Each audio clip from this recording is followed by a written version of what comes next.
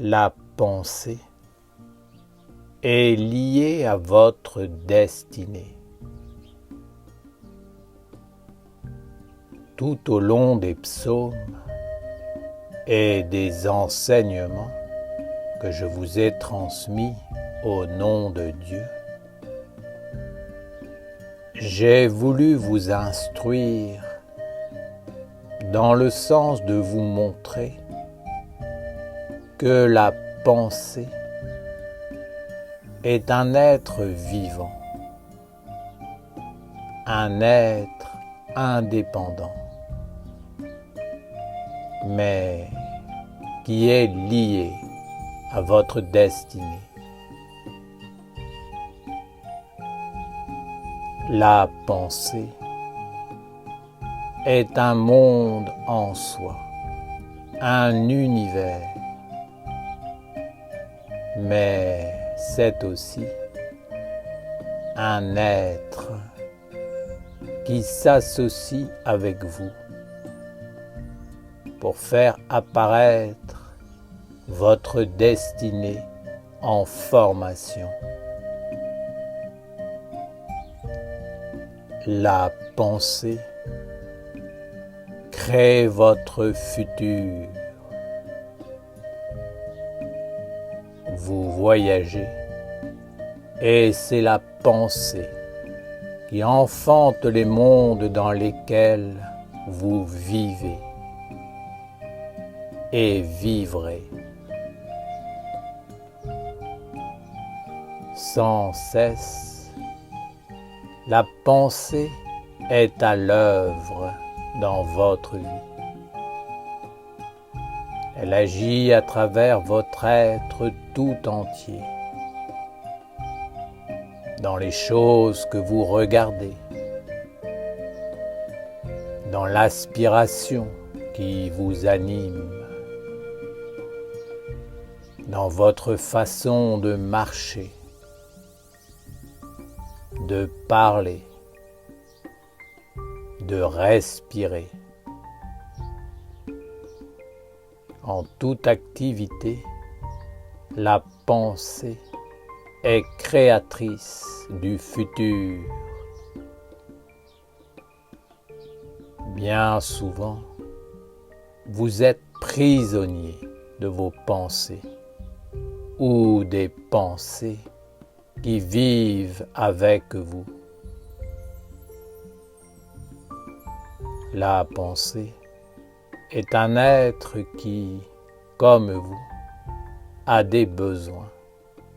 Et lorsqu'elle est en manque de certains éléments, elle cherche à les obtenir à tout prix. Elle cherche la compréhension et la force pour se fixer et prendre un corps.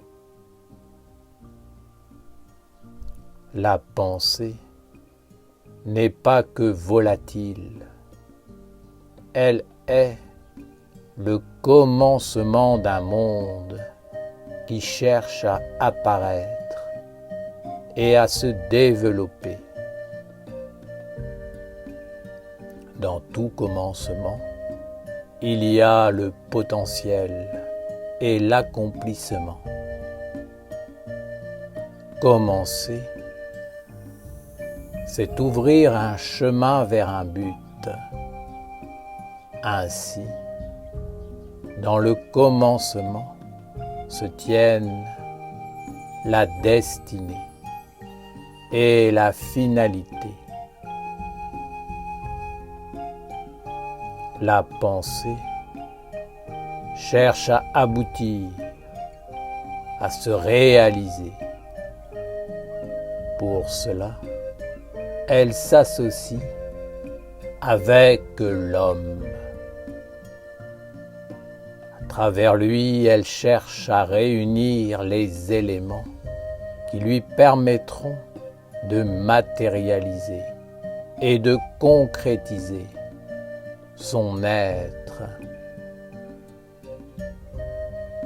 Il est donc fondamental que vous soyez conscient du monde avec lequel vous vous reliez par la pensée. Elle est une antenne, mais aussi un relais qui permet à l'homme d'être toujours en relation avec d'autres mondes. La pensée n'est pas neutre parce qu'elle a des intérêts qui lui sont propres. Elle veut se nourrir et cherche à concrétiser ce qu'elle porte en elle. L'homme croit que cela n'est pas important, qu'il n'y a pas de conséquences, que la pensée est exclusivement volatile, sans consistance, sans réelle puissance. Mais il se trompe. Je vous assure que la pensée est bien réelle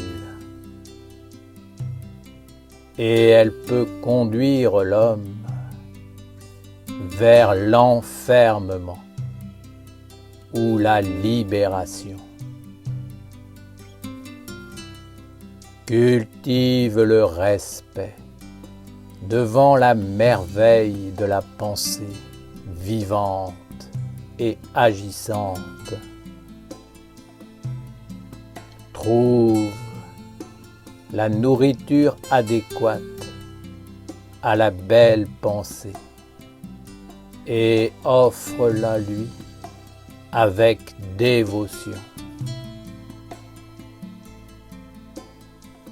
Comprends que la pensée te conduira toujours à réaliser, à concrétiser,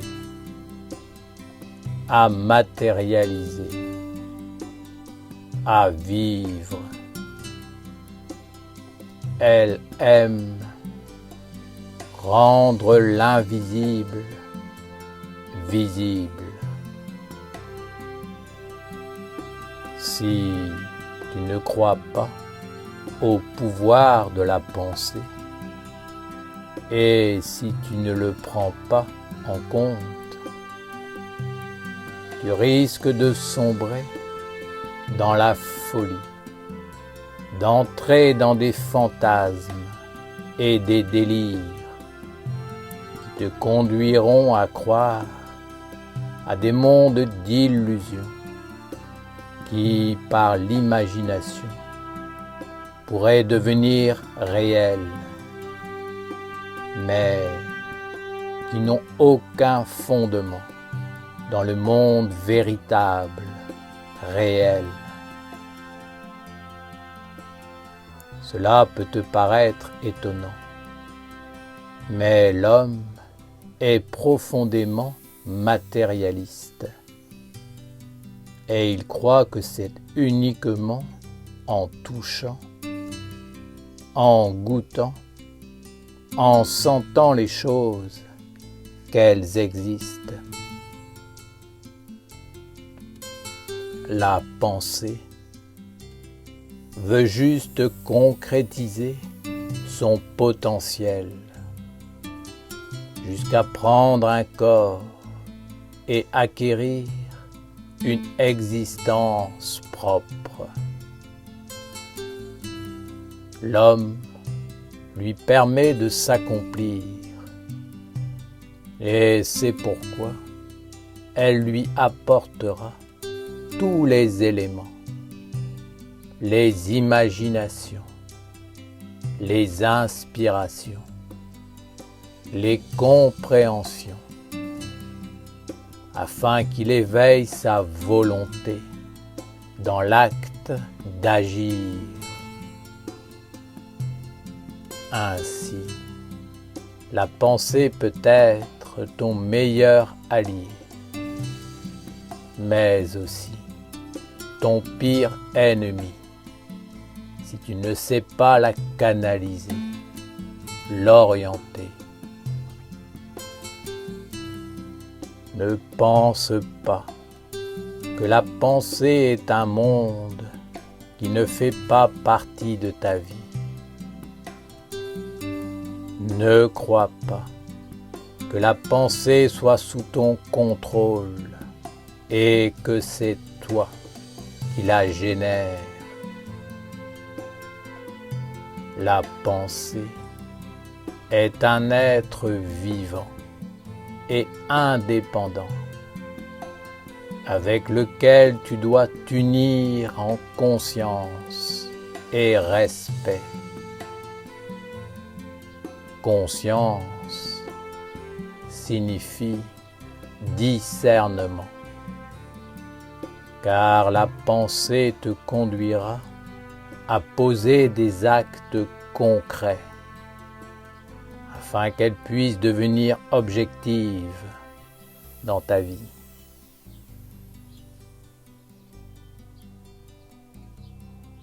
Père Raphaël, qu'entends-tu par le fait que la pensée veut réellement devenir concrète? Si tu crois à une chose, tu vas commencer à alimenter ta pensée en affinité avec ta croyance. Tu vas éveiller ton intellect afin qu'il te mette en correspondance avec des pensées qui sont conformes à ce que tu crois. Tu vas chercher à comprendre et ton intellect va te conduire à approfondir et à aller toujours plus loin. Tu vas ouvrir de nouveaux horizons et à un moment donné, d'une façon inconsciente, la volonté va être éveillée et tu vas te mettre en action. Tu vas poser des actes. Si la pensée n'est pas fondée sur la vérité, elle te conduit à faire des choses que tu n'aurais pas voulu faire. Et c'est ainsi que tu entres dans la folie et que tu perds le contrôle de ta propre existence, de ta destinée, de ton vouloir. Car la pensée, sans fondement, veut maintenant prendre le contrôle de l'homme pour le conduire dans la dépersonnalisation de son être. Elle veut gouverner l'homme, l'asservir, afin qu'il aille chercher indéfiniment des réponses à ces questions qui susciteront sans cesse de nouvelles questions. Sache que l'homme est bien faible face à ce monde de la pensée. Seul celui qui est bien préparé, qui a été correctement éduqué, peut traverser ces mondes sans se faire attraper et détourner du but de son âme et de sa véritable destinée. Comprends que la vie sur terre est avant tout une école de sagesse et une éducation, une harmonie et un mariage. Le mariage avec la lumière de l'âme immortelle passe avant tout par l'union avec la pensée vivante. Si l'intellect n'est pas maîtrisé, si la pensée n'est pas correctement orientée vers l'âme, elle prendra le contrôle et orientera les énergies vers la folie. La pensée est indépendante de l'homme, et si celui-ci n'est pas bien éduqué, s'il ne sait pas ce qu'il veut, s'il est incapable de contrôler ses désirs, ses impulsions, elle prendra le dessus et le conduira dans les méandres du savoir hypnotique qui n'apporte jamais la réponse, mais qui le transformera en esclave, qui le dépersonnalisera, le privera de son être, de son âme, jusqu'à le rendre incapable de saisir la véritable pensée. Elle le placera sous l'influence d'une pensée qui paralyse, le conduisant à poser des actes inconsidérés.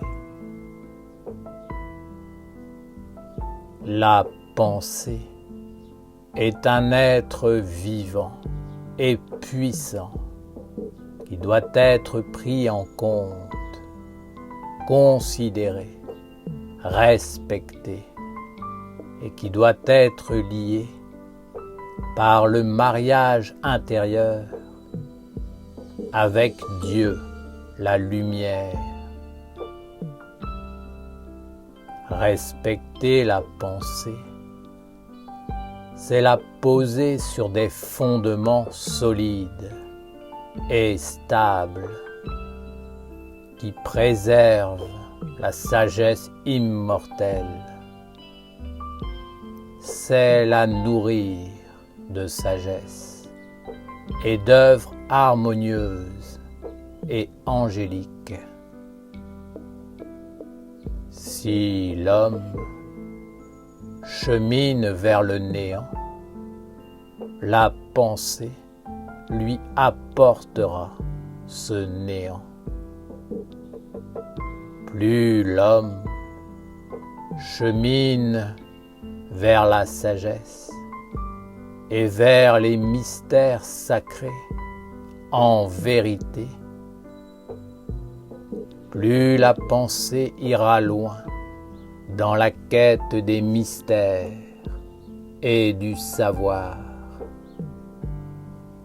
C'est à l'homme de choisir son chemin et de sceller sa destinée. Quoi que l'homme choisisse, il sera toujours dépendant.